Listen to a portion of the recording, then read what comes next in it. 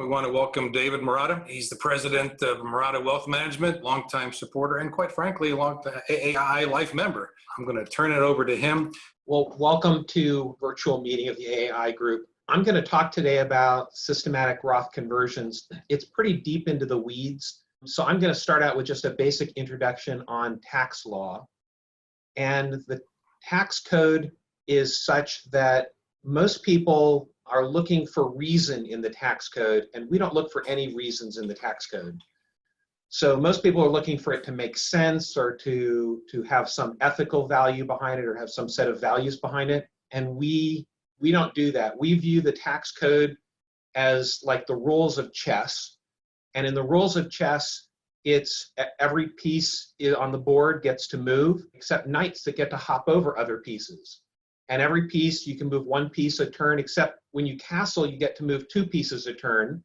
And why is that? Why should that be true? Well, it's just the rules. And so there's en passant, which is, a pawn moving up. You get to take it as though it only moved one square. So you move your pawn to an empty square and you take the other person's piece off the board. All of that's very complex and it doesn't make any sense. It's just the rules of chess. And we view the rules of the tax code the same way. So the rules of the tax code are what they are.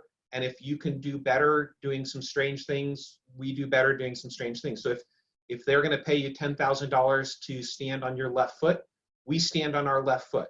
We've gotten over the point of asking why or to knowing what the tax code does. And if you think about it, this makes sense because what's worth more, earning an extra dollar or saving a dollar on your taxes? Well, if you earn an extra dollar, the tax code's going to take a piece of that dollar. And so it's better to save a dollar on your taxes. And so understanding the tax code is sort of the first step.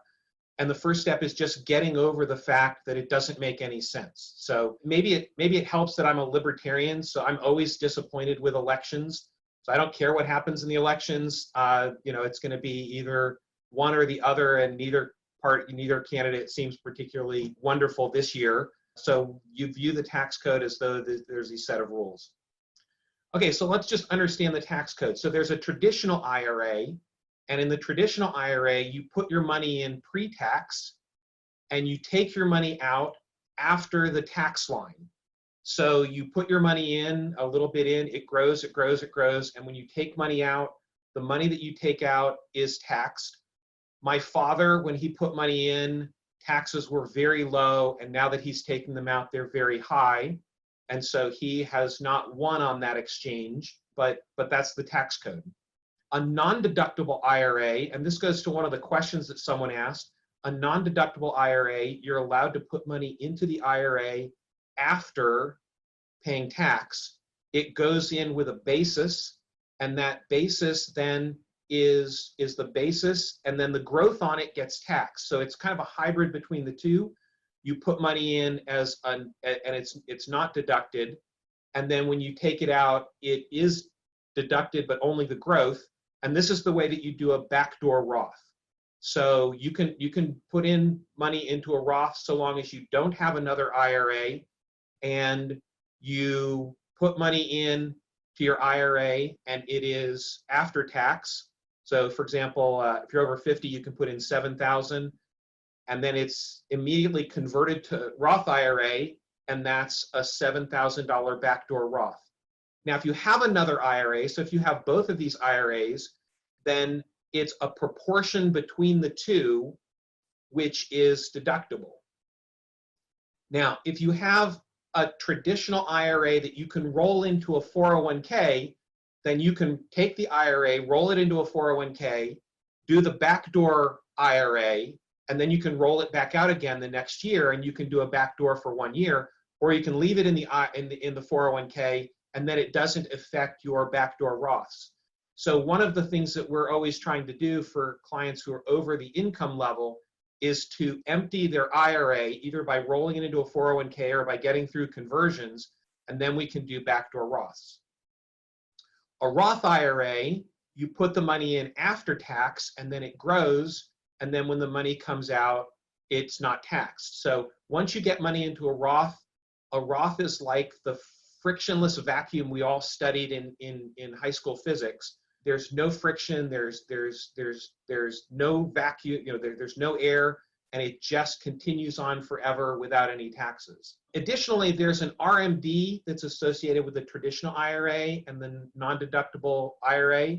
There's a required minimum distribution. There is no required minimum distribution for a Roth IRA.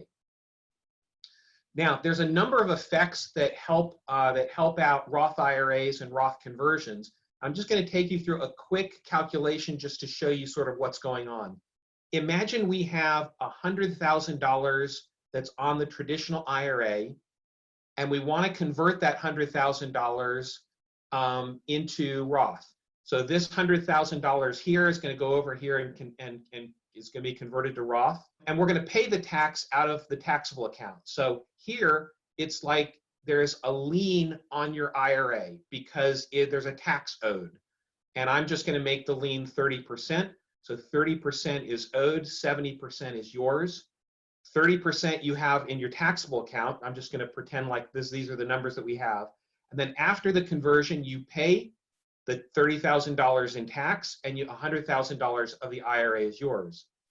So what this means is that when you do the conversion of $100,000 of IRA into Roth, you're confiscating the government's $30,000. And you have to pay them for that, and for that you pay them $30,000 out of a taxable account. So before the conversion, if you draw a line here, before the conversion, you have $70,000 in an IRA and $30,000 in a taxable account. After the conversion, you have $100,000 in the Roth. It's all yours, and you've paid this tax. So in essence, you're not only doing a $70,000 Roth conversion, but you're doing a $30,000 Roth contribution. And this $30,000 Roth contribution is where at least some of the savings on a systematic Roth conversions are going to happen.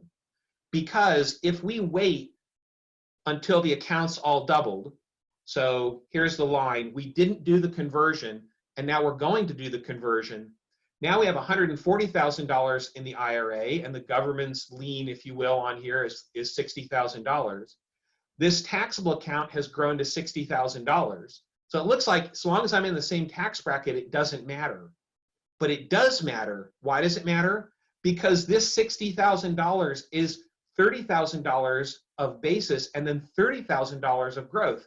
And on the $30,000 of growth, I'm going to owe $6,000 in tax of capital gains tax. And because I owe this capital gains tax, I now have to pay $66,000 just to do this Roth conversion. So another way of saying this is money growing in a taxable account is bad. So money growing in a taxable account is bad. Money growing in a non-taxable account is good. And so money growing either in a traditional IRA or Roth IRA is better than money that's just growing in a taxable account. So let's take a look at that. Here is money that's growing at, I've got my statistics here. It's an annual growth rate of 7%. The annual tax rate is 20.75. The way I got this is 15% federal and 5.75% Virginia state tax. So, and I know in DC, you're in all different states, and just fill in your own tax bracket, if you will. And this would be money that's growing in a Roth account.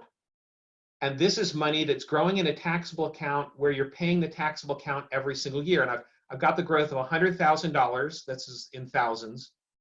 And the annual tax rate that you have to pay is basically 20.75% of 7% growth. I'm assuming that all of the growth is at capital gains rates. If you have some growth that's higher than capital gains rates or any interest or something like that, then the rate would be higher. And you can see that $100,000 in the end, there is a 33.64% cumulative tax that's owed, going from $761,000 down to $505,000. But you'll notice this is 30 years of growth. This is growth on $100,000. So another way of doing it is $100,000. I'm going to be taxed here 256% of my $100,000 over 30 years. So imagine this is age 70 to age 100 or age 60 to age 90, whatever this is, I'm getting taxed at $250,000, $256,000 on $100,000 of growth. This is growth in a taxable account, and its growth at 20.75% is the tax rate, and 7% is the interest rate. So so here's my 1.45. This is my my sort of rate. This is at 20.75, and these are all of the different rates that you might get taxed at if you have 8% growth or 9% growth or 4% growth. These are all of the rates that are going on. This is at 20.75%. I have another slide here that is at 25.75%. This would be the 20% tax rate and the 5.75% of state tax. And you can see here now it's 303, and you can see I can go all the way up to, this is the 23.8% tax rate, and it goes even higher, the tax rate that I'm going to get taxed at. So money growing in a taxable account is bad, and money growing in a Roth account is good. And sometimes just by doing the conversion, it's not that you have to pay the tax, it's that you get to pay the tax. And getting to pay the tax takes money out of your taxable account and it puts it into the Roth by whatever tax you paid. So in addition to converting the IRA to the Roth account and confiscating the government's piece, when you confiscate the government's piece, you have to pay that out of your taxable account, and you immediately begin getting a savings because you now have less money that's growing in your taxable account for whatever it is that you had to pay the tax. And if the tax rate is, this 2.07 or the 1.5 we saw earlier, if that's the tax rate, then pushing you into maybe the next tax bracket, if the next tax bracket is maybe 2% higher, you're going to get paid back for that 2% higher for the amount that's growing in your taxable account that came out of the taxable account and is now growing in your Roth IRA. You're going to get paid back 2% every single year. So maybe it's 2 or 3 years and you're going to get paid back all of that money, and then you're going to start growing from that point forward. Okay, so the first savings is you get to pay the tax, you don't have to pay the tax. The second savings is you have required minimum distributions. And if you have required minimum distributions, those have to come out of your IRA and they have to go into your taxable account. Doesn't matter if you have a huge taxable account anyway, they have to come out of the IRA and they have to go into the taxable account. And when they go into the taxable account at age 72, they now have 28 years they're going to be taxed. And if you're not spending out of that taxable account, then you're just paying tax on it, and you're paying tax at rates somewhere around 1.5% every single year. Now, these are the tax brackets that are current tax bracket for 2020. And you can see 10%, 12%, 22%, 24%. You can see that these just kind of go up. And if I were to graph the tax that you were paid by how much you made, it looks something like this. So each of these dots is where your tax brackets start and stop. And you can see that it just kind of goes up normally, like it goes up. Here's the negative amount where you're not paying any tax. And then it starts going up from there. And it looks very smooth, but it's not smooth. And that's an important point. You can see a little hint of it here. Here, this slope to that slope tends to change right here at a significant amount. And this slope here tends to change by a significant amount. And it's difficult to see it on this slide, but if you look here, this is the 10 to 12, that's a very small change. This is 12 to 22, that's a 10% change. Here's a 2% change, and here's an 8% change, and then here's a 3% change, and here's a 2% change. Why is the tax code this way? Don't ask that question, it just is this way. This is the way the tax code is, and what's important is that all decisions are made on the margin. So making a marginal decision is different than making an overall decision. And if you look at the marginal decision, here's the marginal decision.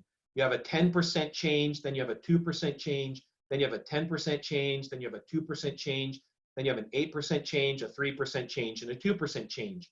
These are really steep walls, and you may not want to go over them. This is kind of a steep wall, but it's not too bad. And this is a much better wall at 3%. So if you're trying to get over into the next tax bracket, this 2% here is a huge amount of money, and it makes a tremendous difference, as are, of course, everything up in here. Okay, so we've got two major effects. One is you get to pay the tax, and the second is that you don't have required minimum distributions. There's a lot of sort of smaller effects that are going on.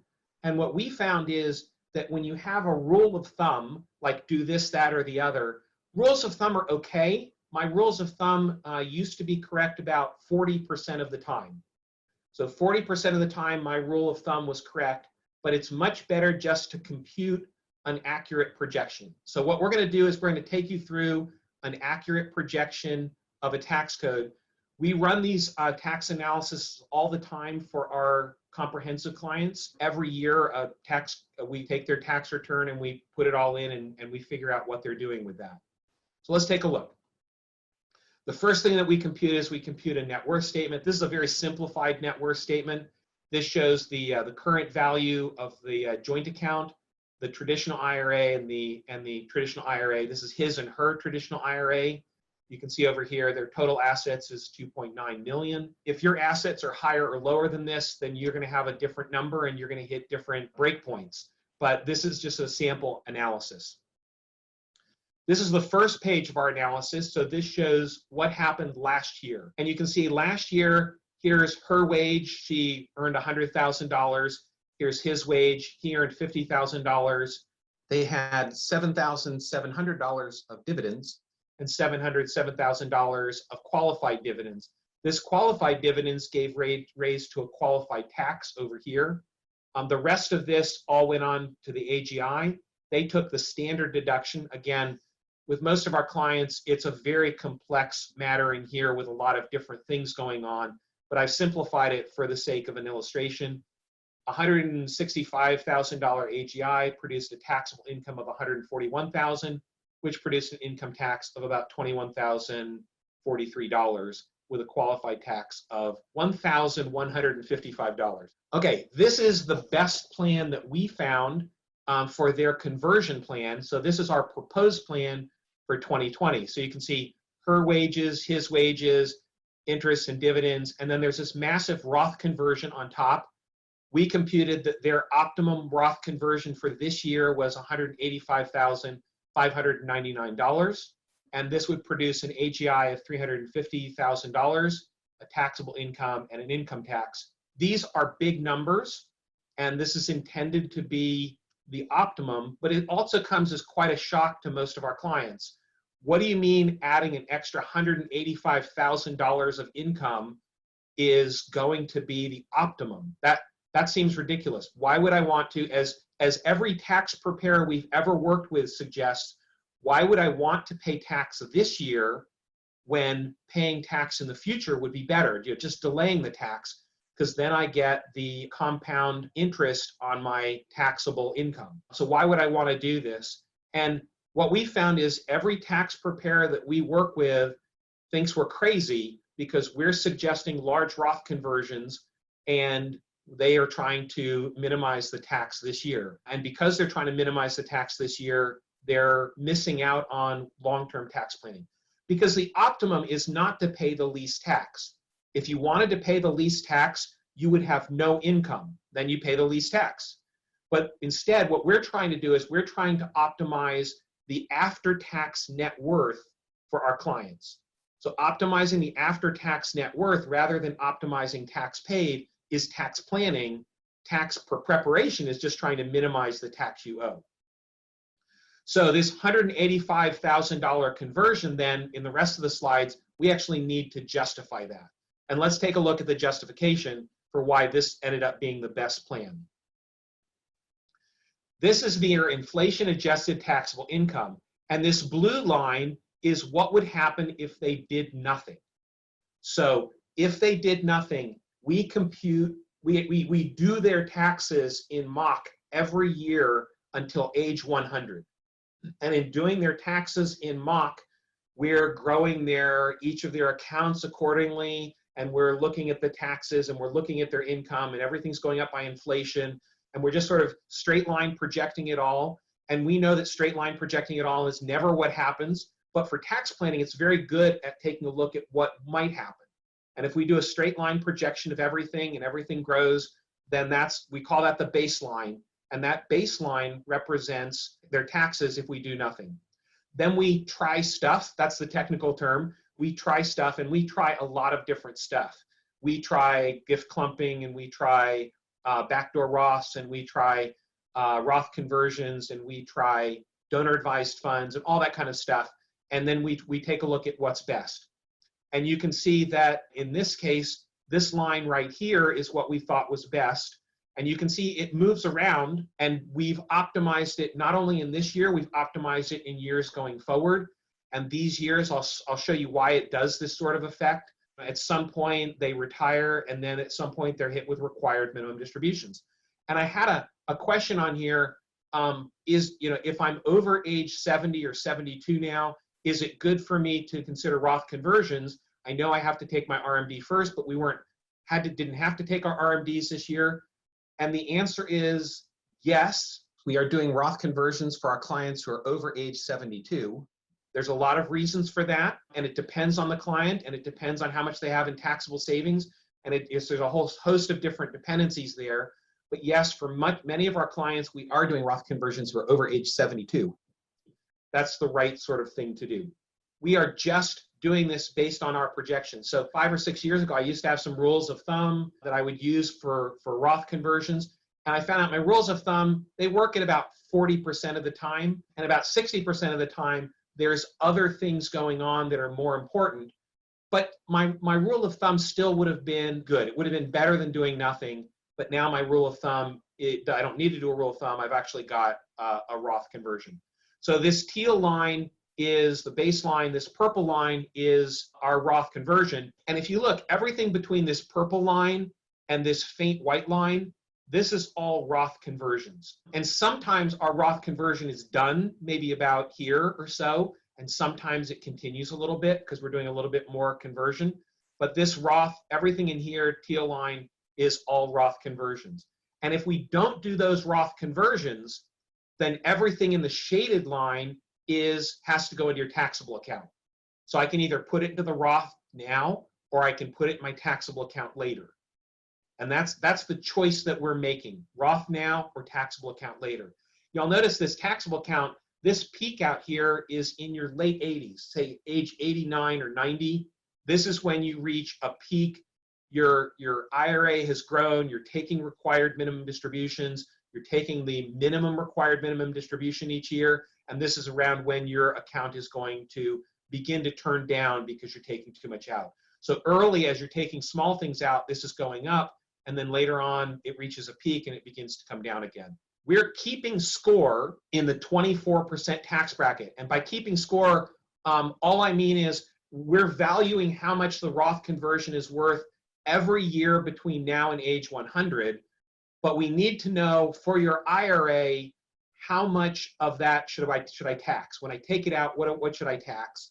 It doesn't matter what we pick, because by the end of the plan, when we evaluate everything, by the end of the plan, everything has come out, and it's come out at whatever the appropriate tax rates have been. So since we're doing your taxes every single year, and then we're doing your taxes every single year under a Roth conversion, each of those is coming out at the appropriate tax rate.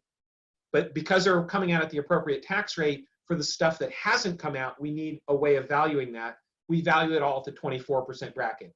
And all that does is slide how much it's worth up or down, but the ending value always stays the same. It only slides everything else up and down. The ending value always stays the same because the ending value is always worth whatever it's worth, and all the money's come out of your IRA accounts. Okay, so you can see it either comes out of your Roth here, or it has to go into your taxable account here. And this is the effect of this conversion where you have this extra $6,000 in tax. If you have money growing in a taxable account, it's bad. If you have money growing in a Roth account, it's good. And if you have a taxable account, the answer, should you be doing Roth conversions, is yes, you probably should. Okay, this shows the effect of 1 year, and we show this to our clients for a couple of reasons. First of all, we want them to know that in 2020, convert to the top of the 24% tax bracket or convert about $180,000. That's important. And this plan owes approximately $44,073 more in tax. That's important too, because clients need to know you're going to get hit with a big tax bill, and we don't expect you to pay that out of your funds. We expect you to take that out of your accounts with us. So in essence, there's a negative conflict of interests for us to recommend Roth conversions, because we get to bill on the government's money, and we don't get to bill when it's a Roth on the government's money. So we're going to suffer a tax hit, if you will, a hit of about $400 here, simply because you're going to have $44,000 less in your accounts, and those are the accounts with us. But they're worth so much to you that it's better for you to do them. And I mean, to be really honest, I could retire anytime I want, but I'm having way too much fun running a financial planning company. I'm not working because I need the money. I'm working because I really love my work. So in 2020, you should convert to the top of the 24% bracket, or 185. The plan is about $44,000 more in tax. This is an effective tax rate of 23.75. It's almost the 24% bracket. And then in 2020, you should also contribute $7,000 to your Roth. So this is your net worth if you do nothing, and this is your net worth if you do the conversion. You'll notice this top of this dotted line is your nominal net worth, and the bottom of this dotted line is your after-tax net worth. So the top of the line is your nominal net worth. You'll notice your nominal net worth is going down. Why is it going down? Because you're going to have less money just in total, but it's going to be more in Roth and less in IRA. So the after-tax net worth is actually staying constant. So this is just a way of keeping score. We keep score with this after-tax net worth. We don't keep score either by the tax that you've paid, nor do we keep score by the amount of total dollars you have. And so you can see here, this is the tax that you're still owed. You owe $611,000 because you've got such a large IRA.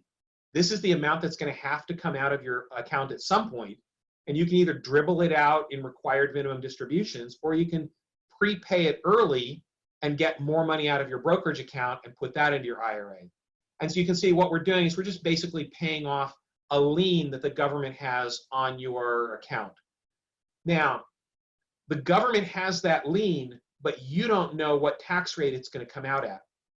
And there's a lot of talk about raising tax rates in the future. In fact, we know that the tax code expires in 2025. We've not taken that into account at all, because we don't know what the tax rate's going to be, other than it's going to revert. It's probably not going to be that. So we don't know what the tax rate's going to be. So this is a straight line projection of all of your taxes, and it might come out at a different rate. In fact, the government, with a stroke of a pen, can change this $611,000 to $1 million if they wanted to. They could also cut it in half and make it $300,000. So we don't know what tax rates are going to be in the future. So we have done straight line projections for all of our taxes. This is the tax that you've paid in this bold. This is not the break-even point. This is simply where you will have paid equal tax either way. You can see that this is the unpaid tax, and this is the unpaid tax. And you can see this tax just goes up because it's more, you're not paying off the tax, and this is the tax that you paid off. This shows your required minimum distributions. You can see that under the required minimum distributions in teal, that's what you would do under the baseline, and under the proposed plan, they're smaller, and you can see that they would peak around late 80s.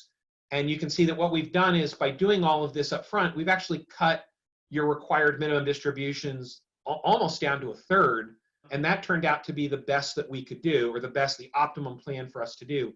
Another way of looking at it is everything that's peeking through in teal, that is money that we have converted to Roth. So all that money here we've converted to Roth. This is the amount that we didn't convert to Roth that we then have to be able to take taxes and pay taxes on. This shows what the plan is worth.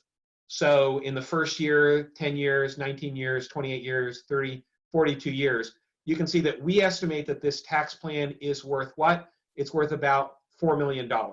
Now, our clients hold that $4 million with a grain of salt because what have we used for our assumptions? And so instead of $4 million, it's going to be worth somewhere between $1 and $10 million. We don't know where that's going to be, but we do know what the trend is, and the trend of this is all good. This is assuming an average inflation. It's assuming an average return. It's assuming all of that stuff, and we don't know what it's going to be. If we have higher than average inflation, it's worth more. If we have lower than average inflation, it's worth less. If the accounts do better, it's worth more. If the accounts do worse, it's worth less. These targets here are, I don't want to say wild guesses, but the trend is all we're looking for. And you can see that the trend is positive and good, and this could be worth $4 million. Another way of saying that is, if there's 100 people on the account today and it's worth $1 million for each of you, you're getting $100 million of tax advice today, because the idea of doing systematic Roth conversions is worth a lot to a lot of people. And this is not an unreasonable number. This is a kind of an average number for someone who's got $3 million. It's going to be worth maybe at least $3 million. If you have $1 million, it might be worth at least $1 million. This person's fairly young, so they've got a little bit longer. If you're older, it might be worth a little bit less. So that's sort of the trend on here. This is the mix of your accounts. This is if you take our recommendation. This is if you don't take our recommendation.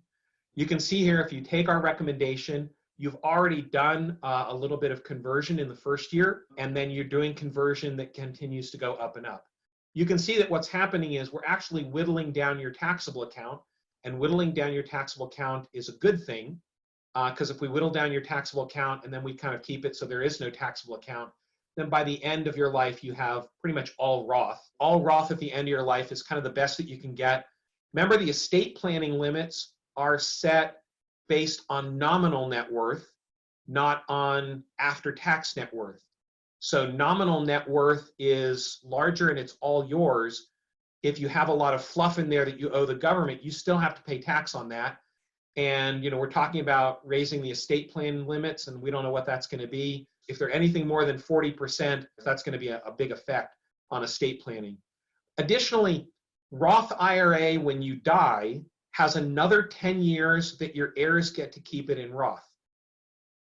So if you die with $1 million Roth IRA, then they get to keep it in for another 10 years. That means they get to take it out after 9 years and 11 months, and then they don't pay any tax on it when it goes in. So, and in 10 years, you have another doubling effect. So if you leave them $1 million IRA, after 10 years, they might have a $2 million IRA.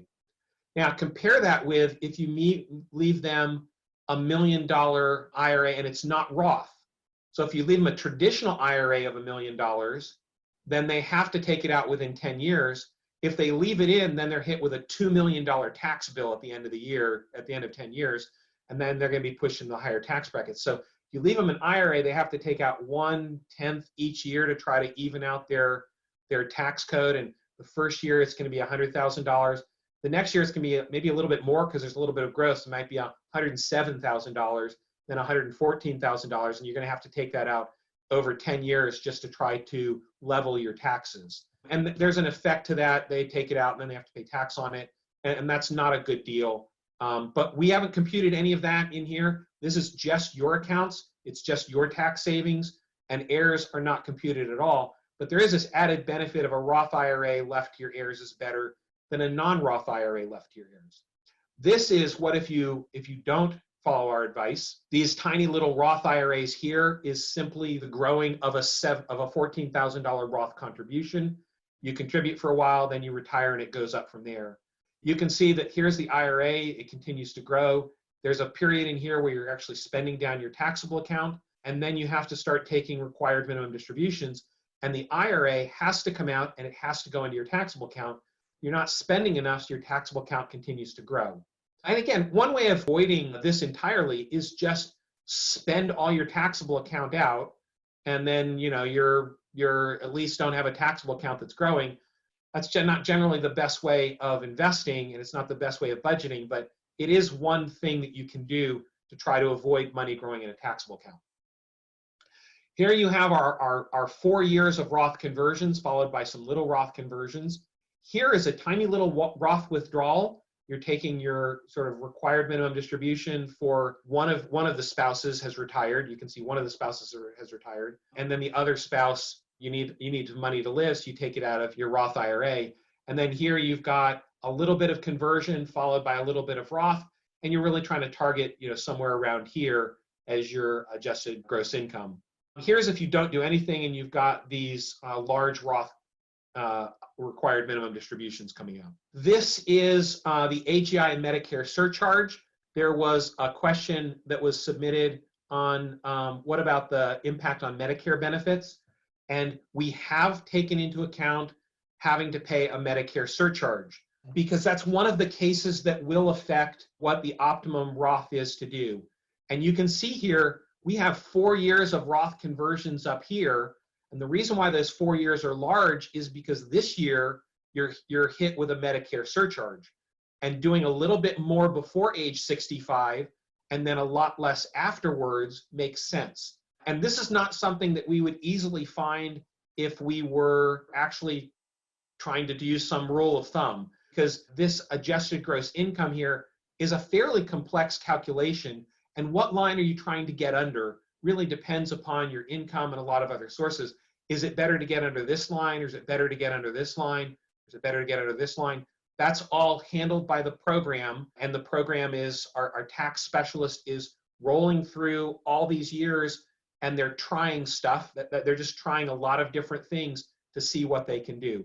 So you see, we've got 4 years here, and then this here is trying to stay under this adjusted gross income line. And every year it's made a little bit more complex. So we do a Roth conversion, and then the next year we have to pay the tax on that Roth conversion. And then we do a Roth conversion, we have to pay the tax. And when we have to pay the tax, we're simulating that tax coming out of your taxable account at whatever the percentage of appreciated stock is. So we start your stock allocation with some level of appreciation. And as we go forward, the mix of your stocks is getting calculated, and that's coming out at a given tax rate. So because we do that, when we do a Roth conversion, the next year we're paying the tax, and we're doing a Roth conversion that's kind of close to that, and this number is bouncing around a little bit. And you can see here we're trying to stay under this line until we get under the lower line, and then we're trying to stay under that line. So these AGI, this is the difference between the Medicare surcharge at various AGI lines. Because you've got this event right here, if this event happens to be somebody's retired, then you're allowed to have a Medicare qualifying event. And if you have a Medicare qualifying event, you can get a lower tax rate the next year. So one of the ways to do this is to say you have a qualifying event to retire this year, and then you can go down this year. In this case, I don't have that calculated, but it's another way of sort of getting it reset. Medicare surcharges are based on the last 2 years. And so if you have a qualifying event, the last 2 years get erased, and you can say whatever your next year is going to be. And if it's not that, then you might have to settle up with them. But if it is that, then you get to say whatever it's going to be. When you're past 72, the way that you do it is you first do your required minimum distribution. You're required to do that first. And then on top of that, you can do a Roth conversion. And if you think about it, your required minimum distribution, that's just going to take you up to some arbitrary line. And then going to maybe the next line or the next line after that is the optimum place to go. And when you do that, then the next year you have smaller required minimum distributions. So if you do a little bit now, then you might actually get below a tax rate. And you can see here, our tax rate here is nice and low. It's below the lowest Medicare surcharge line. For some people, we're actually getting down into the 0% capital gains. So they can still have a taxable account and still get to the zero capital gains. That means they're going to be generating 0% capital gains every single year.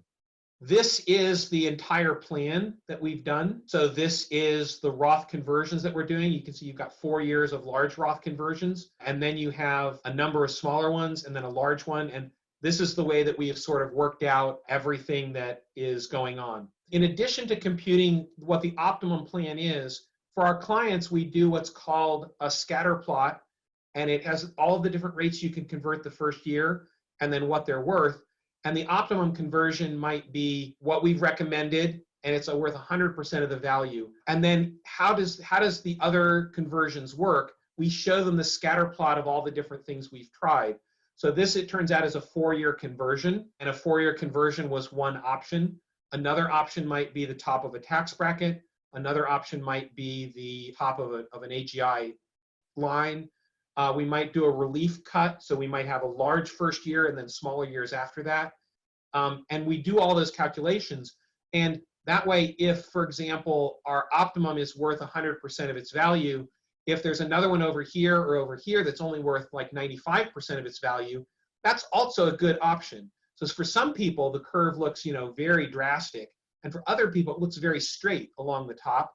And they could convert in 3 years or 4 years or 5 years. And all of those would be okay. And they wouldn't be that much difference. And that way, that keeps us, when a client says, I believe your stuff and I believe your numbers, but I don't want to pay that much tax. They're not just picking an arbitrary value to convert. So, and inevitably what would happen is people would say, I don't want to convert, 185,000. Well, how about if I just convert 100,000? And then we'd find that 100,000 might have sent them over just like $1 over the AGI line, and they're paying an extra $1,000 in Medicare surcharge lines. And we'd say, well, that's terrible. You should do like 95,000, not 100,000. So now we've got our scatter plot of all the different choices that we computed and exactly what they were worth. And that way people can pick up across all of the different plans which one they want to do. And if one's worth 90,000 or one's worth 100% of the value and the other one's worth 95% of the value, obviously a lot can go wrong in that time period, and that's a perfectly good plan to do. Additionally, we also do what's called asset location. In the traditional account, we're putting bonds. In the taxable account, we're putting foreign. And in the Roth account, we're putting whatever grows the most. The reason why we're doing this is a traditional account in bonds, if 70% of that money is yours and 30% is the government's, and its growth rate is going to be taxed, all taxed when it comes out. So traditional account is a good place for bonds because it will grow slower, and so when you take the money out, it will cost less. And then the taxable account is a good place for foreign accounts because you get to take the foreign tax paid. I remember the first time I was paying taxes on my own. I just graduated from college, and I did extensive calculations, and I figured out my foreign tax paid was about $7, and I got to deduct $7 from my taxes. And I remember thinking, $7, that's not much, but if I was really rich, that would be worth maybe $7,000. And now I find it's worth $7,000, and I think, okay, that's good. Now I'm getting the full effect of putting foreign in a taxable account. And then in a Roth account, you want whatever grows the best, and so you want tech or healthcare or things like that, small cap value and emerging markets, whatever you think is going to grow the most, you should put in your Roth account. Asset location, which is putting the right investments in the right investment vehicles, asset location could be worth as much as maybe 75 basis points. So that's a good value too. 75 basis points after tax will produce a tremendous value. We think that the information that we're giving out on our site is tremendously valuable, and I would recommend that you subscribe to our blog. Our blog is MarottaOnMoney.com, and again, we've got a lot of different presentations out there. One of them is on what it means to do financial planning, and what it means to do financial planning is extensive. We think financial planning involves a lot of different things, and you should have a financial plan that's personalized and integrated. And you deserve more than investment management and some kind of retirement plan. And so this is what we do for comprehensive planning. Comprehensive planning is not the only thing that we have. These are our services, tax planning, Roth conversions, but we do have this do-it-yourself side for people who just want investment only.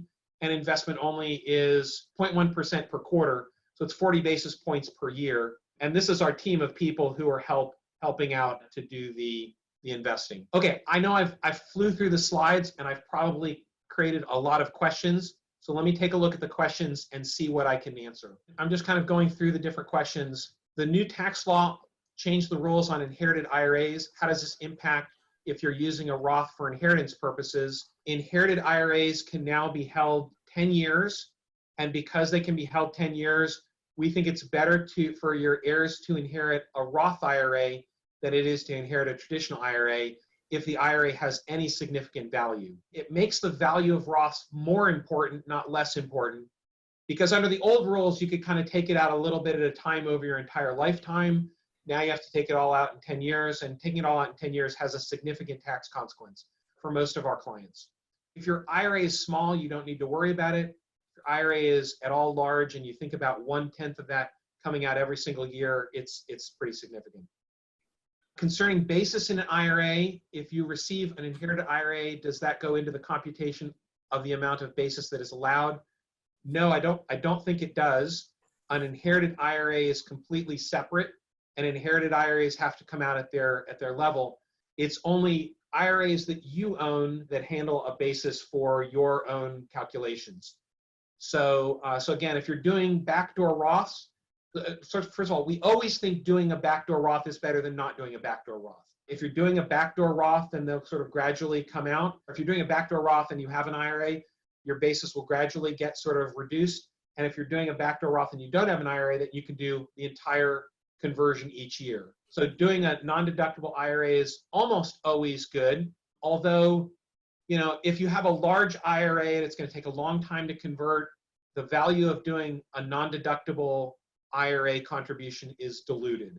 And so it's better to first empty your IRA and then the backdoor Roths make sense. If you're going to do that in 5 years, then we think it makes sense. What is the likelihood that the Roth withdrawal rules may change in the future so that qualified withdrawals become taxable?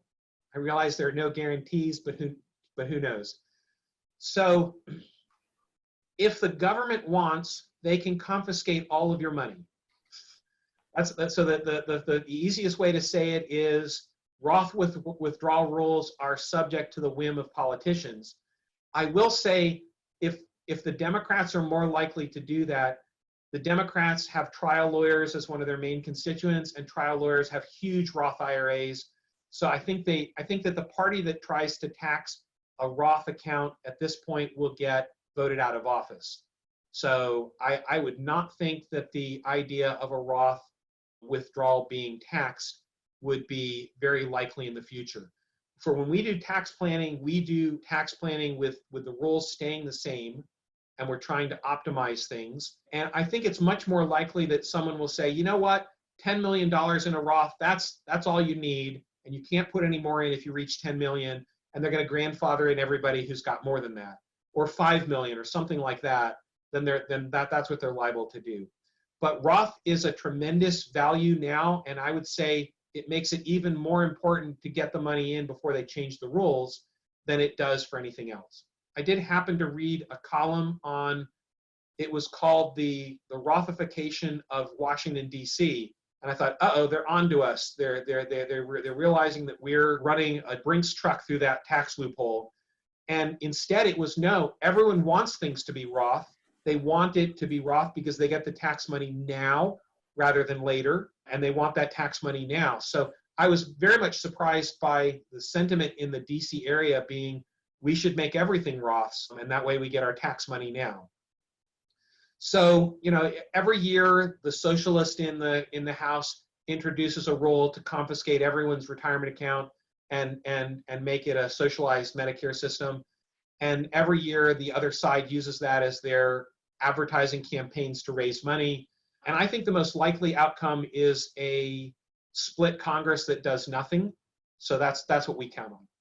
Can you talk about inheritance conditions with Roth IRAs in the context of building systematic Roth conversions versus not optimizing Roth conversions, i.e. keeping some assets in conventional IRA accounts or taxable accounts? If you die with an IRA and it's not too big, it goes to your heirs, and that seems like it's a good prospect if it's not too big, because they get to take out a little bit each year. But pretty much Roth is better, especially leaving a Roth to someone who's working and who doesn't need the money. Giving them an extra 10 years of growth is better. Even better than leaving a Roth to your children would be leaving a Roth to your grandchildren. And you can do this with some intricate inheritance rules. So my father is 94 and he's still going strong. He's a financial Rembrandt, and what I've tried to do is to recreate his wisdom with a lot of numbers behind it. So I'm more of an engineer and tried to figure that out. And my dad is doing great, and may he live to be 104. But at 94, his estate plan, the first level of his estate plan, it goes to my two brothers and I. But if we refuse it, it goes to our grandchildren, and there's 10 grandchildren. And if they refuse it, it goes to their grandchildren, their great-grandchildren. And so what it means is that at every level, we can refuse it and just pass it down the line. And that's a great estate plan to have. And you can put those beneficiary designations on the IRA accounts themselves. So my father has a Roth that he's leaving to his grandchildren. Then he has a Roth that he's leaving to us, but it might go to his grandchildren. And then he's got all these different sort of accounts. And then he's got a piece for his traditional IRA, which he's sending to charity. So he's got all of these various accounts. And may the government take nothing out of that as it passes on, is sort of the right approach. Even the piece that's going to charity, because that's bypassing all of the rules as well. I think if you have an estate plan, you should think through, did you get an estate plan because you really want it? Or did you get an estate plan because an estate planning attorney happened to have his cookie cutter and just give it to you? I think it's best when our clients don't get a cookie cutter approach to estate planning, but rather they get exactly what they wanted to have happen that way. If I'm not working next year, was retired early with severance due to COVID-19, and take $10,000 out of my taxable investment account, long-term investing, to cover medical expenses for my kids, and then get reimbursed by the insurance company later in the year, since the initial $10,000 withdrawal will count as taxable income by the IRS, will that allow me to put $7,000 into a new Roth IRA? I currently do not have a Roth IRA. Can my husband also put $7,000 as a spousal contribution? He will be working for another 11 years. So what the government counts as taxable income is dependent on the tax code. So first of all, if your husband is working and he's earning money, you can contribute because your husband is working. A non-working spouse and a working spouse, so long as the working spouse made over $14,000, the non-working spouse can contribute $14,000.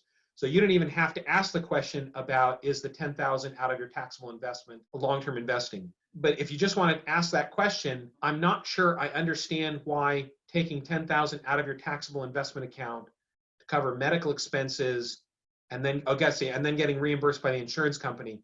So it depends on whether that's considered wages or earned income. And I'm not sure that that is considered wages or earned income. If you're getting taxed on it, it might be considered earned income. If you're not getting taxes, it's not considered earned income. One of the ways of telling is it going to appear on a W-2 or is it not going to appear on a W-2? If it appears on a W-2, generally speaking, it's considered earned income. If it doesn't appear on a W-2, it's not. And while I'm here and sort of giving advice, if anyone has a health savings account and you're not contributing the maximum to your health savings account, you should. Because a health savings account, you put the money in tax-free, and then when you take it out, it's not taxed so long as it's used for earned income. And after a retirement age, you can take it out for any reason at all, so long as you pay tax on it. So it acts exactly like a traditional IRA. At worst, you're taking it out and you're not getting taxed on it. And not getting taxed on an HSA is great. And that money that's in an HSA could be your self-insuring for long-term care insurance. It's not quite enough, but it's getting maybe part of that. We recommend self-insuring for long-term care, and the way we do that is when we're computing our what we can spend each year, we deduct a portion that we're laying aside for long-term care insurance, and then the rest of the money is yours. And we lay aside the right amount of money that would have grown to maybe $225,000 or $250,000 at age 85. So that's our way of doing long-term care. How is the analysis affected if there are large unrealized capital gains in the taxable account, which could have a step-up basis on inheritance?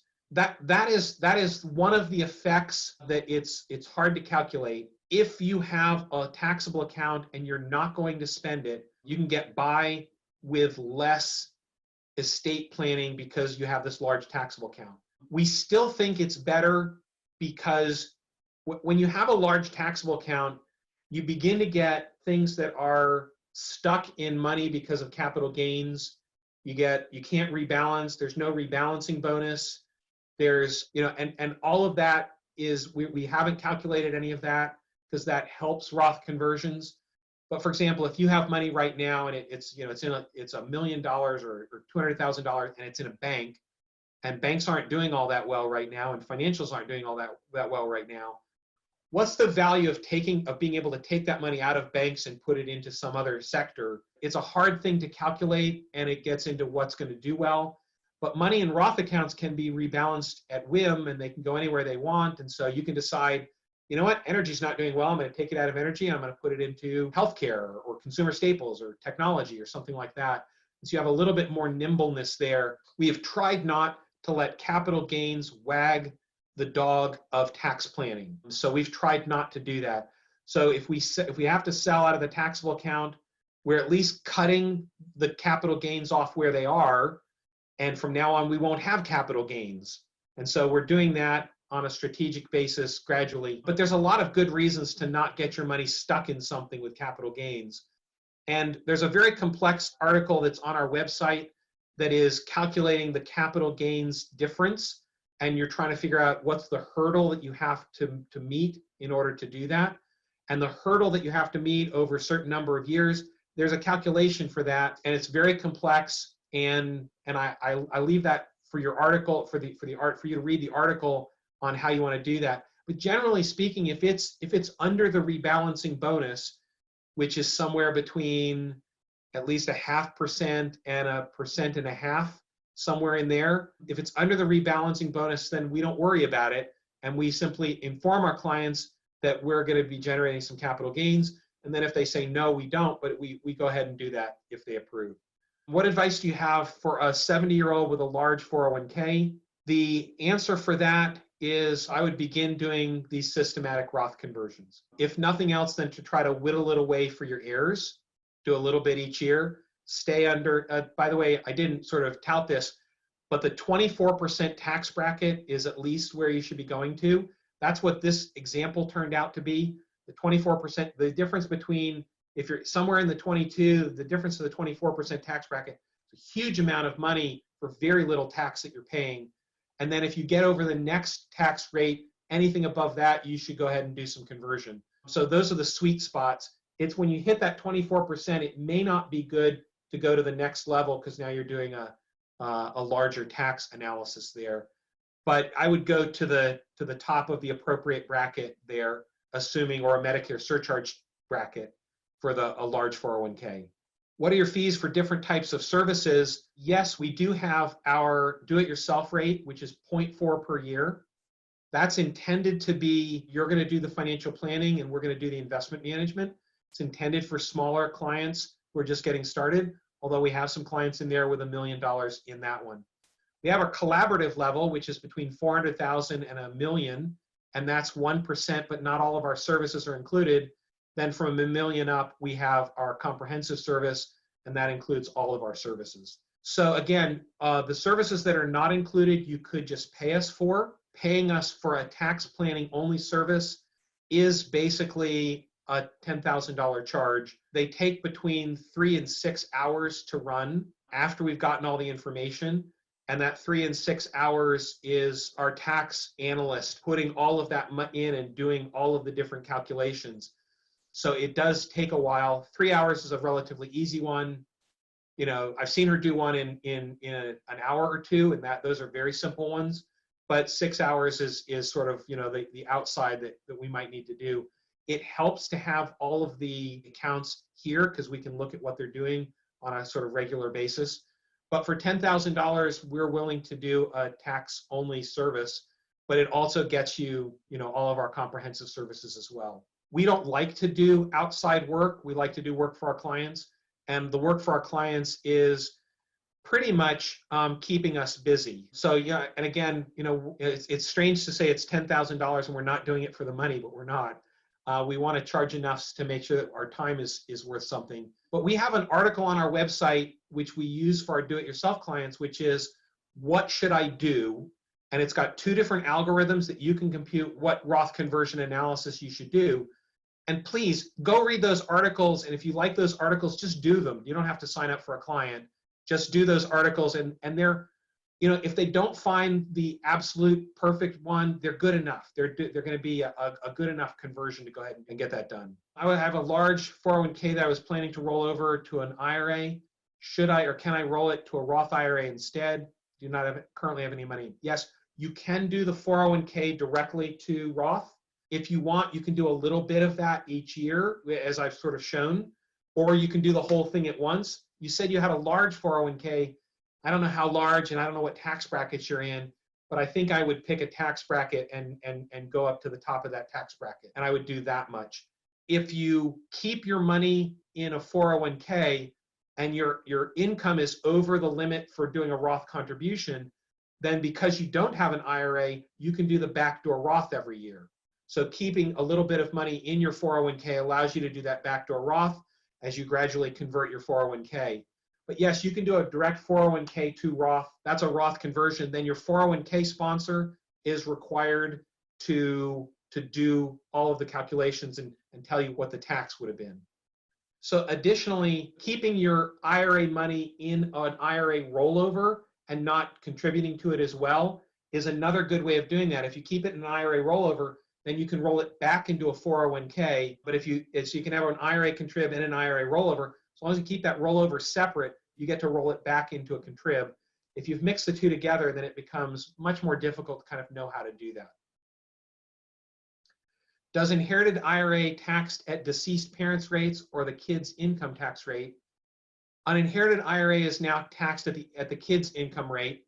So again, if you're rich and your kids are not rich, there's a little bit of tax arbitrage there. You can leave them a little bit of an IRA and then they don't have to pay a lot of tax on it. That might work. On the other hand, with my dad has less income than his 3 children. So, him doing the conversion is better than us doing the conversion at this point. And it would be better for him to go ahead and do the conversion. He's retired at least, and he doesn't have all of that income going on. That's a question that gets very personal. And again, we haven't computed the heir's income rate. We're just looking at what you save. And that's dependent on how long you live. I have found that our clients are much more pessimistic about their life expectancies than nature seems to be. Our clients who are 70 think, I've got another, 10 years. Do I have another 10 years? Am I a long-term investor? And then they live to 94 and it's like, well, I guess you were. So we found that our typical client, which falls right into AAII's clients, they tend to be larger net worth, affluent. They have all the demographics of living a longer life than normal.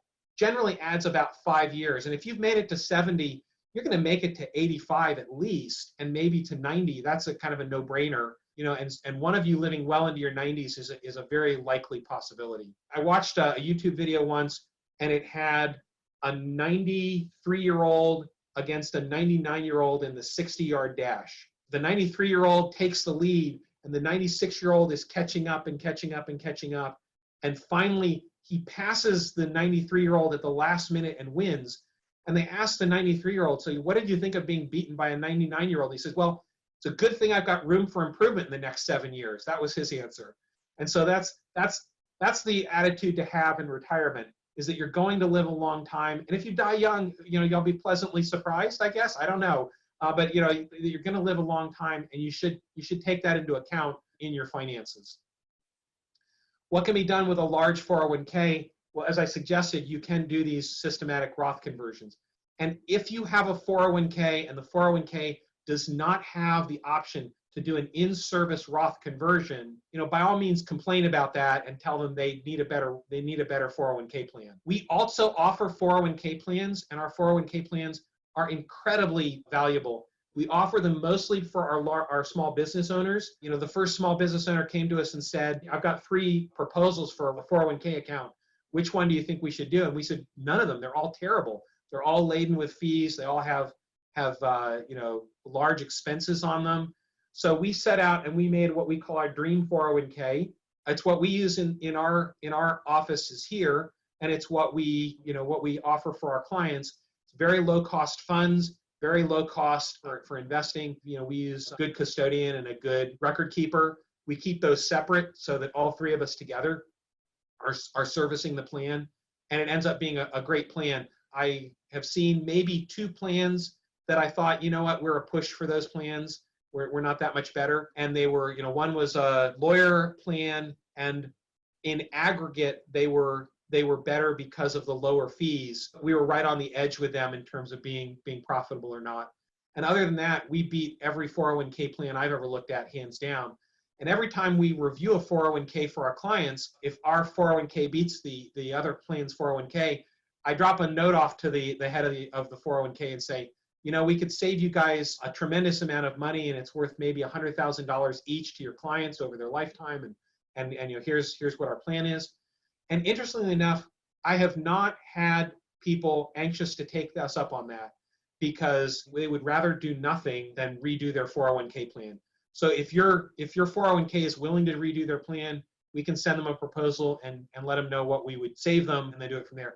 For our 401k, it's worth leaving your plans in there because it's a great plan, and so we roll things in and out of our 401k as appropriate. Is there a benefit to doing a partial Roth conversion each year from large traditional IRA assets for those of us in our 70s?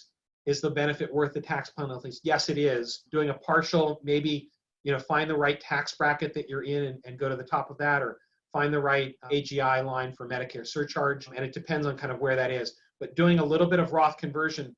My dad's 94, and I asked him this year, how much Roth conversion do you want to do this year? So there you go. He's doing a little bit each year, and it makes sense. You mentioned that moving money from an IRA to a 401k has a benefit for some Roth conversions. Can you please elaborate? I think I've gone over that one. If you take money from an IRA and you go to the 401k, you can get the money out of your IRA. And now, if you don't have money in an IRA, backdoor Roths are something that you can do. Then you can take the money out gradually as you're doing Roth conversions. You can roll it directly from the 401k into the IRA. I will also say that when we do the Roth conversions, you have assets in your IRA and you have assets in your Roth, and we don't even sell and buy. We take the assets from your IRA, we move those assets to your Roth, and whatever they were worth on the day we move them, that's the valuation that you pay tax on. So we're not even changing your assets. We're just taking them out of the IRA and putting them into the Roth IRA, and that's a Roth conversion. Now for a 401k, it's different. The 401k has to sell and move money into an IRA. That's because the 401k has its own investments, and the Roth IRA, has its own investments. And usually that means you're going between 2 different custodians. But for Schwab, we custody most of our assets at Schwab. You can take the money directly out of the IRA, and you can roll that into the 401k. I have a relatively small taxable account. Should I only convert to Roth, paying taxes up to the amount in the taxable account? No, maybe, yes. If you don't have any money to pay the taxes, it gets tricky. We have a client for whom we're converting their traditional IRA to Roth, and we're paying the tax out of the IRA. And if you think about it, if you think of the tax code as one huge game, there's a line at which you'd like to pay tax, and then there's a line at which you don't want to pay tax. And taking your current taxes up to the line is quite often a good idea, even if you have to pay tax out of your IRA. And the reason is because if you don't, then your taxes are going to roll up into the next bracket. So they might start low, but they might roll up. And so that's a case where understanding the entire tax code and running your baseline projection all the way forward is the best idea. And that can be worth a significant amount of money. And then you might find that there's a certain amount that you can convert now, just trying to keep your peak below that line. And there's some value in that. So I would look at your tax brackets, and I would do something along those lines, without the advantage of the 3 to 6 hours worth of analysis. I would do a little bit each year, assuming you're not going over a tax bracket or you're not going over an AGI line. If I understood you correctly, if one's tax bracket is already at 35%, a Roth conversion may not make sense. No, you haven't understood me correctly. Let me just go back to the tax rates. If you're already at 35%, you probably should convert everything in 1 year. Because if I'm assuming you're at 35% and you're probably going to stay at 35% for the rest of your years. If that's not true, then I don't, then it really depends on what the future looks like and what your holdings are. But we have clients who are, they're in the 35 or the 37% tax bracket, and they're probably going to be there for the rest of their life. And if they're going to be there, then by all means do a total conversion. And a total conversion, at worst, it's going to push you into a 2% higher tax bracket. But the taxes that you have to pay on that, you're going to gain 2% back every single year. So those in the highest tax bracket should just convert everything every year. And so long as they can pay the tax on it, and it's not too bad, then that's the right thing to do. So if your tax bracket's at 35%, it really depends on what does that baseline look like. If it's 35% and you're going to be in a lower tax bracket later, and you're pretty confident of that, then it may be so. If you look later, sometimes later, people's required minimum distributions alone are actually pushing them up into the 35% bracket anyway, and converting it now rather than later is there. It depends on how much taxable account you have. The more taxable account you have, the more you're going to get hit with taxes. And it's difficult, at this point, it's difficult to see how much a taxable account or an IRA is going to peak when you're looking out 20 or 30 years in the future. So no, if you're at the 35% bracket, it's not a slam dunk that a Roth conversion doesn't make sense. In fact, I would suggest maybe it does make sense. The only time it doesn't make sense is if you're a very high tax bracket now, and you're going to have a bunch of years where you're in a very low tax bracket, and in those bunch of years between retirement and 72, you can get it all converted at lower tax brackets. It's a very specialized case where you shouldn't do a Roth conversion. And to be really honest, I haven't had very many of those. I've had maybe 2 or 3 people who are at a very high tax bracket now. They're going to have a number of years that they can get it all converted. We call those the gap years.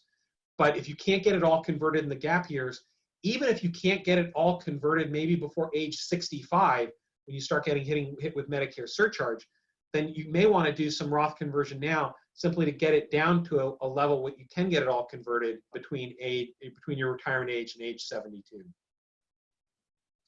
Any limits on annual conversion, for example, age or income level? No. There's no age limits at all. If you wanted to today, you could take all of your Roth or all of your traditional IRA money and convert it to Roth in a single year.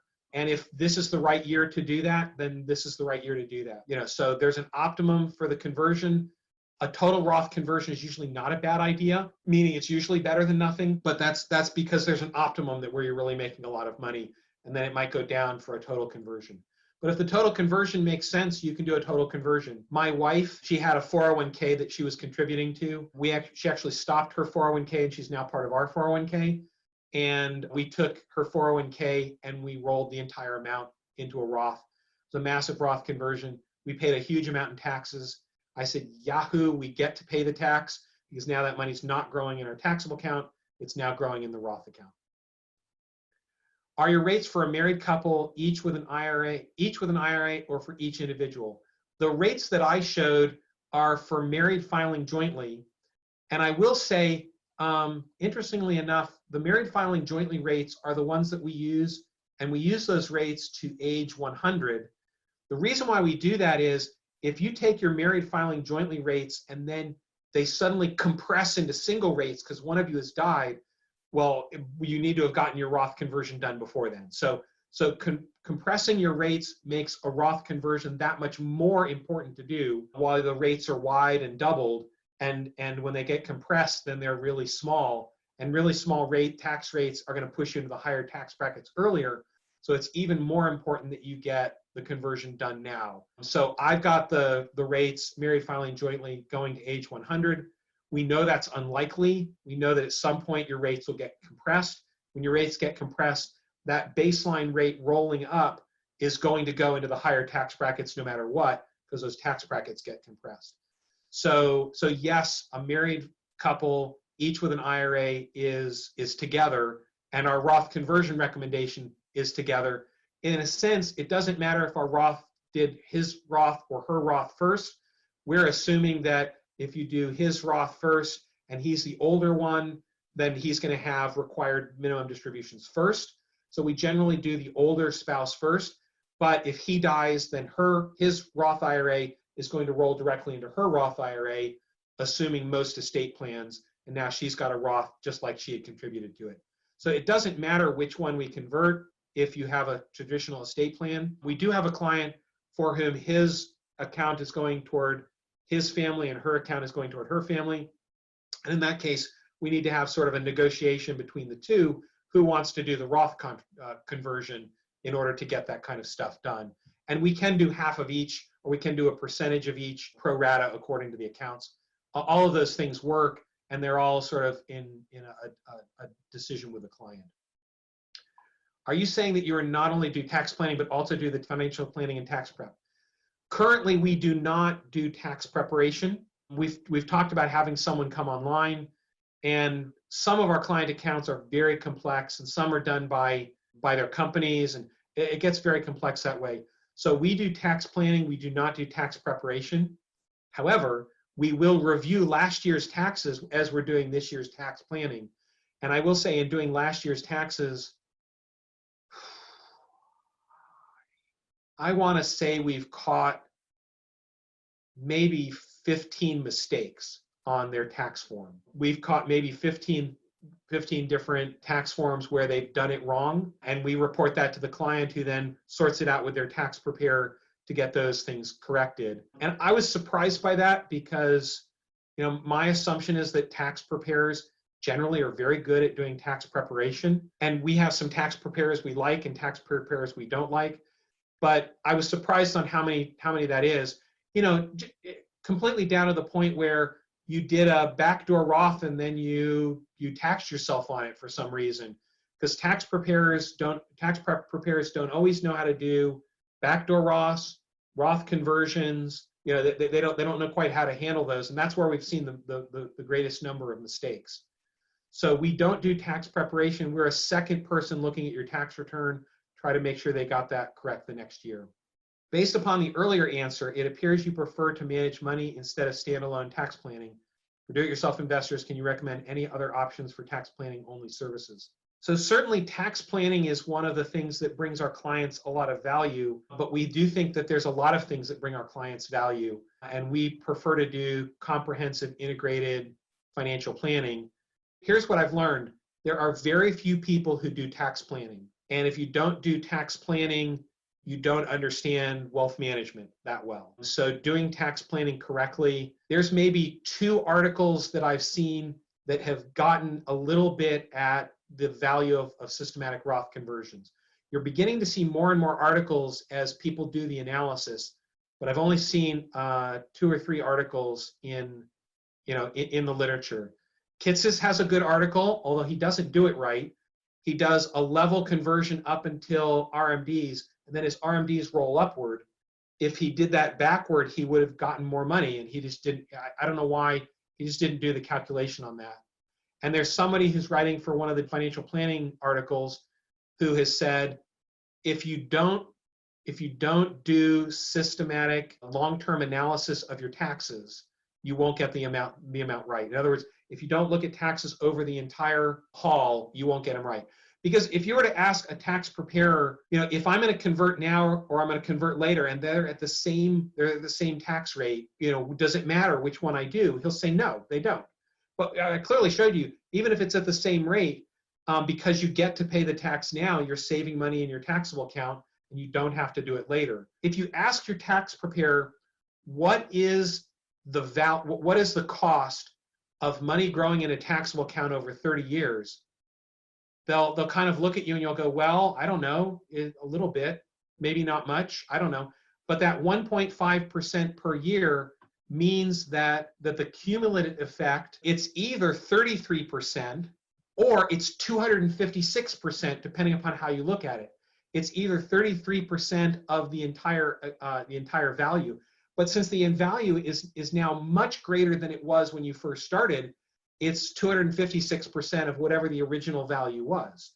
So if you have $100,000, it's worth $256,000 to have money growing in a Roth account rather than a taxable account.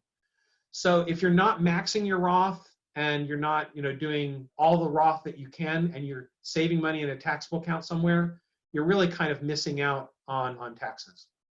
What do you think will be at a lower state tax rate in the future? Does it make sense to wait to begin the Roth conversion plan? No, I think we're going to be at a higher rate. We're at historically low rates in the federal tax bracket. We're at historically low rates in Virginia's state tax. State governments are really hurting for money. So I think they'll be much higher in the future than they are now, which leads me to believe you should push the Roth a little bit more this year. We have some clients who have done their Roth conversion now, and they're waiting until after the election, and then they may pull the trigger on a total Roth conversion. So we have some clients who are hedging their bets on who's going to win, and they may do a total Roth conversion. And I say that because their total Roth conversion is worth like 85% of the value of their optimum plan, and they're willing to do that to bet on taxes in the future. And that's a legitimate choice.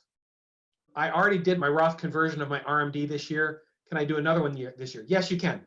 You could do multiple Roth conversions. We had one client who suggested, how about if I do a Roth dollar cost averaging and do a little bit each month and do that for my plan? And we said, no, that's too much work. And besides that, RMDs have shown if you do a little bit now and a little bit halfway through when you were going to do it, that actually is just as good as doing it every month. So that's why we're willing to do two, one now and one after the election. Yeah, but you can do as many Roth conversions as you want, and you can do them from as many sources. So you can convert your Roth and your wife's Roth and your 401k and things like that. In response to anonymous question regarding option for tax prep and/or planning only services, I'm a CPA and we do tax only planning as well as tax preps. Here's Terry Jones, who's willing to do a tax analysis. And again, I've found 3 tax preparers in all the taxes we've done. I found 3 tax preparers who actually understand Roth conversions well enough to do this. And if you can do a tax prep and a tax analysis to do this, I think it's a great idea to do it. And then I did go to one set of tax preparers because we actually recommended them a lot, and I showed them an analysis like this. And at first they were squinting and shaking their heads, and by the end they were like, oh, I see, it's money growing in a taxable account. You're counting that as taxes. I see why that's a better deal. And they at least were willing, some of them were against Roth conversions, and they were willing to say, yes, indeed, a Roth conversion makes sense. Do you consider an inherited IRA equal to a rollover IRA or contributing IRA for Roth conversion? No, we don't. An inherited IRA is completely in its own bucket. We have inherited IRA that had the rollover continuing account, and those you're able to do for your life expectancy, and that you do -1 each year going forward. And we have the new rules for an inherited IRA where you have to take it out over 10 years. We consider those completely separate counts. Neither of them affect each other. So the inherited IRA goes with inherited IRA. With an inherited IRA, it's generally best to take out as little as you can each year, unless it's now you inherit a big IRA, a big traditional IRA, and then some kind of tax planning over the next 10 years is going to make sense. Is there a best article on your website for a newbie to start to do an inherited IRA? Yes. Let me see if I can get that. 2 simple but effective conversion target calculations.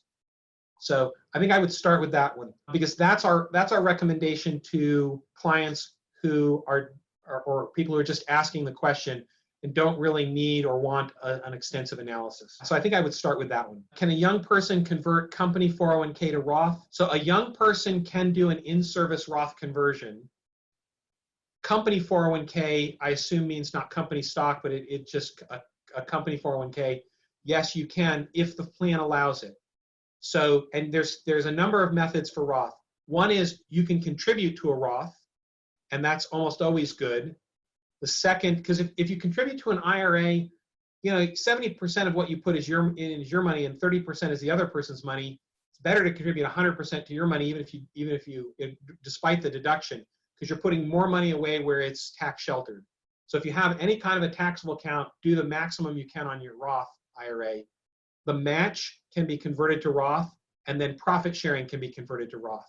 So all of those can be converted to Roth. So in addition to doing your own contribution, you can do the Roth conversion. And if you happen to work at a university like the University of Virginia, you can not only contribute to a 403B in Roth, but you can contribute to a 457 in Roth, and both of those have a $19,500 deduction. And then you get the catch-up provisions for a $26,000 deduction. So that's $52,000 you can shelter in Roth just on your own contributions, assuming that you have a 457 plan as well as a 403b. That's a great way to do that. Then in addition to that, you've got $14,000 or $12,000 in traditional Roth IRAs, and if you add all that together, that's $59,000 for you, $59,000 for your spouse. So currently you can put $118,000 into Roth if you can. You're both employed at a university that has a 457 plan. And that's a great way to do it because now you're sheltering the maximum amount of money. I have a 401k which has Roth and non-Roth. Can I convert the non-Roth part to Roth while the 401k is still is active? Yes, you can. So long as your plan has a Roth conversion is allowed in the plan, you can convert it that way. And just getting a new 401k or 403b for a Roth contribution or Roth conversion is a good thing to do. So, and again, we run those plans and they're very low cost, and we run them primarily to try to keep our business owners, on the right track. What is the best way to figure out the AGI or the tax bracket for the year before the end of the year, since investment forms, W-2, et cetera, are available? Very hard to do. So sometime at the end of October, it's a good idea to add together all of do your taxes in October or the end of November. And then for December, since a lot of mutual funds pay dividends in December, use last December as an estimate for how much is coming in this year. And then I would pad it by $3,000. So I think $3,000 is sufficient if you've done your analysis correct. You got all your W-2s and your investment forms, and you do all of that. Then just do your taxes once. And then you're going to have to get all that money, all that information together anyway. And doing it once is not that difficult. And then pad it by $3,000 to make it $3,000 less. Someone's saying a suggested reading list would be great. I'll see if I can bring one up. Can an inherited IRA be converted upon your death to a Roth IRA and the taxes paid by the estate at that time? I don't know. It doesn't sound like it, but I don't know. I don't think so. I think you have to convert it before your death, but I'm not 100% sure on that, and I'll see if I can get an answer on that. Do you offer an initial review to recommend what level we would engage your firm? Yes, we do.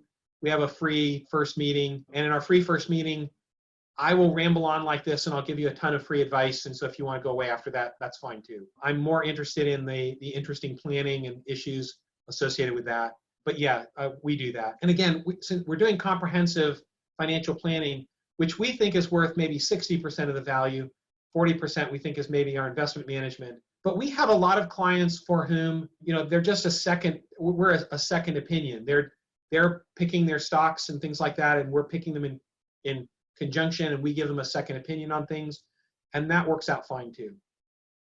Any suggestions for TSP Roth and the ability to convert? I believe that the government TSP has a Roth option, but it does not allow a Roth contribution. And I think I've got my government rules correct on that, that the government TSP has a Roth option, but not a conversion. And we would recommend you use the Roth option and tell them that they should have a contribution. So that's the best you can do at that point. If my Roth 401k is maxed out at work each year, is it wise to make additional contributions to an after-tax 401k and pay bills out of my non-paycheck taxable funds? So you're maxing your Roth 401k. It depends on the plan. Are you allowed to contribute beyond that? And that gets very sort of, how long are you going to work there and what are you going to do and things like that. So I think if you're maxing out your 401k, that's all that we're asking our clients to do. And we would look at the plan documents to try to figure that out. I don't have a good analysis of that, because it depends on the plan documents how much you're allowed to contribute non-deductible and what bracket you're in. So we think do the maximum that you're allowed to do, and then I don't know, it depends on the plan. What paperwork do I bring for initially meeting with you? We ask for all of your statements and a copy of your tax return, and that is usually plenty to do that. Given your AGI response, it makes sense to do conversion between October and December for the year, correct? There is no grace period similar to the IRA contribution for the Roth conversion. Has to be done in the calendar year. Yes, it depends. If someone's over 65 and we're trying to target an AGI line, then we're trying to target an AGI line, and it depends on how variable their taxes can be. For some of our clients, their taxes are the same every single year. We don't expect it to change. So we did Roth conversions back in March because we recognized an opportunity when we had it. We used last year's taxes. We did 80% of last year's recommendation, because remember, our tax analysis gives you a recommendation for every single year. So last year we did 80% of last year's number, and now we're fine tuning it up to the mark that we want to bring it up to. Why? Because last year in March we had a downturn in the markets that was worth an extra 30%. That's a great time to do Roth conversions. We even have an article on there, Roth conversions are better during a bear market, that was published at the time, just trying to show you that, yes, indeed, they were worth doing. So if you know a Roth conversion is worth doing at some point during the year, it's better just to do the conversion and worry about the optimum amount later, to do most of it. How is the analysis affected if there's large unrealized capital gains in the taxable account? And yes, which could have a step up in basis on inheritance. Cutting off the capital gains at its current level is worth something. We can also project and see whether or not you're going to take money out of your taxable account, which is another sort of analysis. And we can do some projections to see if you're going over any of the estate limits, which currently are very high. That's all where it gets into personal financial planning, is we would want to know all of your numbers and to try to figure that out. But generally speaking, is if you have large unrealized capital gains in the taxable account, you probably have other positions which are not highly appreciated, and we would sell those first to pay the income on a Roth conversion. So we've done that before, is leave your big highly appreciated positions. And again, if you have big highly appreciated positions and you're not giving your appreciated stock, or you're not giving a qualified charitable distribution out of your IRA, you're missing out on some tax planning opportunities. So giving a qualified charitable position out of your IRA is valuable. Giving appreciated stock is valuable. Which one's more valuable is something that we can. My wife works at MCPS school system. They offer both a 403B and a 457. Is there ways to contribute to them excess of her income while staying within IRS limits? No, but you can contribute her entire account, her entire portfolio, so her entire income, if you will. And yes, we think for a 403B and 457, contributing her entire income simply to fund both of those is a good idea. Then if she's working for some reason that you actually need the income, you can take money out of your taxable account to pay bills. And that, we call that funding your Roth IRA even when you can't afford it. So if you're not maxing out your 401ks everywhere and you have a taxable account, max out your 401ks and then take money out of your taxable account to live off of. That's a better deal than missing out on maxing out both. So 403B and 457, max those out and take money out of your taxable account if you can. Or if you can live off your income, that's great too. I'm allowed to contribute $30,000 a year in after-tax 401k beyond my maxed out 401k. Are there any disadvantages in doing the after-tax contributions? I plan to work 10 more years. Probably not. I'd have to do the analysis to figure that out, but probably putting money in as an after-tax in your 401k. I'm assuming that you put that in after taxes, and then the amount that grows beyond that is all taxed at ordinary income. 10 more years, that's a little bit of a time. You're now contributing an after-tax value, and all the growth on that is going to be taxed at ordinary income. But my intuition says, yes, I think that that's a valuable plan to go ahead and do that. I'd have to run the numbers to make sure of that, but yes, I think that's a valuable plan. The two main factors for the decision to convert should be AGI tax bracket, correct? Available money in an after-tax is not very important, correct? Why is there very little research on a big bang total conversion? I was considering it, but assumed it's a bad idea since there's not much research about it. Again, there's not much research about a total conversion because there's not much research about the long-term effects of tax planning. And the tax planning is, they're only looking at the rates at which you convert. And they're trying to do some kind of tax arbitrage between your rate now and your rate later. And they're assuming that if you do a total conversion, your rate now will be higher than your rate later. AGI and tax bracket is the cost, if you will. The gain is on the after-tax money that's growing in your taxable account. So those two have to be put together. There's a cost and then there's a gain. And I've seen people for whom the cost actually will jump the hurdle to go ahead and do it in the 8% more or 10% more bracket because of what's happening in their accounts. So it's not that that 10% bracket is a full stop. That 10% bracket means you need more calculations, and a lot of people have to stop there. So the money that's growing in an after-tax account, and is there enough money there to pay the tax? Those are all factors that go into the analysis, simply because we're doing a lifelong tax analysis. And that, that's where you get into, is it worth doing the analysis to try to figure out what those numbers are, or is it worth just doing something and getting a good conversion? And I'm going to leave that to you for how much you want to do the conversion. If tax bracket after retirement be, say, in the 12% to 15%, does it still make sense to Roth convert if our current bracket is 22 to 24? We're probably 6 to 7 years from retirement. Yes, because getting your retirement in the 12 to 15% is what we're trying to do. And again, it depends on, do you have a pension that's just going to pay it? I didn't go into this, but sometimes the benefit is getting your Social Security to not be all taxed. So if your Social Security is taxed at 85%, and it could be taxed at 50% or 0%, there's a value there in doing that, and a lifelong Social Security is worth a fair amount of getting that not taxed.